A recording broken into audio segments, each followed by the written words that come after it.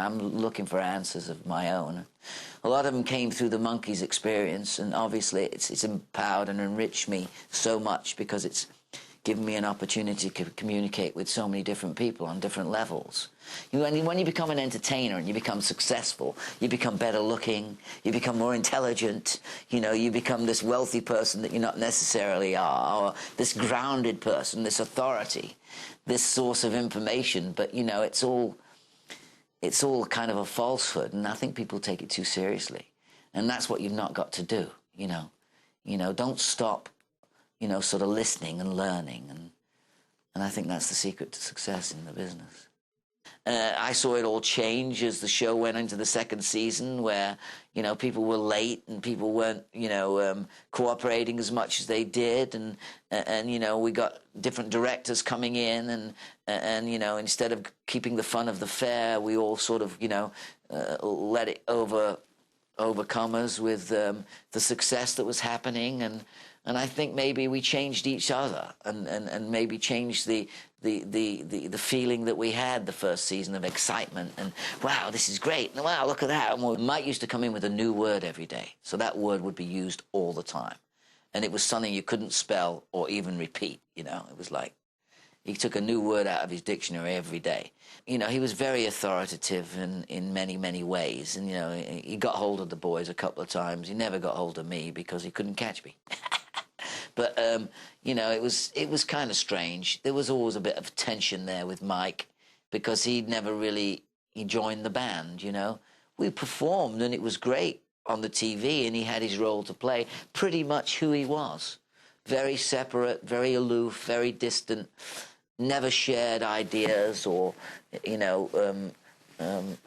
never shared, sort of, stories or, never elaborated on the weekend's activities or, I don't think ever. I remember when I first moved into Hollywood in '65, and the pilot was taking place, and I was staying in a hotel or something, and the producer suggested I go stay with Mike and rent a room from him or whatever. And I remember I thought it was very strange that, we'd sit in there and all of a sudden he'd disappear and he'd go to bed without saying goodnight. I thought that was kind of weird. I've just read in a book that Eric Clapton, first time he took LSD was with the Monkees. Well, I wasn't there. It was in London, and there was a meeting with the Beatles, and I, on that night, was the only night I could travel to go see my sisters. So I went to see my sisters. I didn't go to the occasion with the Beatles and Eric Clapton and Mick Jagger or whom else was there, Harry Nilsson and whatever. And I understood from this book that he took LSD with the Monkees. But I wasn't there. I didn't take LSD with Eric Clapton. But as far as anyone reading that book, Davy Jones did. I'm not offended when David Letterman votes me the number 1, the number 3, and the number 10 tambourine player in the world. Whether it's tongue in cheek or whatever, you've got to live with these things. And I think Conan O'Brien say, oh, he mentioned something about the Monkees, and Davy Jones, his crowning moments, and whatever, you learn to live with certain things that happen because not everybody knows everything about you and what you do.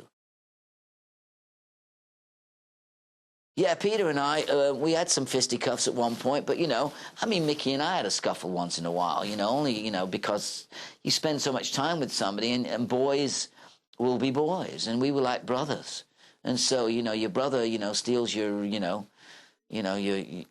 glory or whatever it might be, you get a little uppity. And so we got a little pushy, and I gave him the Manchester kiss, which is, the forehead on the nose, bang.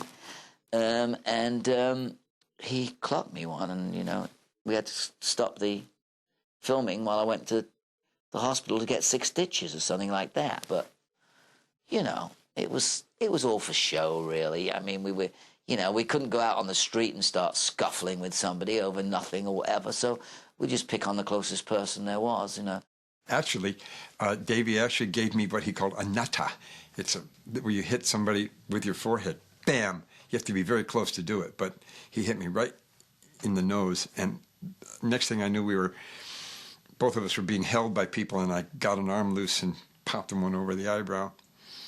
later on, he was in the infirmary. I said, "Are you all right?" He said, "Get out of here before I flatten you." There always was, there's always a lot of that, marking territory routine stuff. That's got to happen, doesn't it? I mean, that's part of the game. I had something of a scuffle with each of the other three. One each. Nothing. The one with Davy was the biggest thing, but the other two a little bit each too. And I don't know whether they all each had one. I understand they did mostly, but so like I said, marking territory got to be done.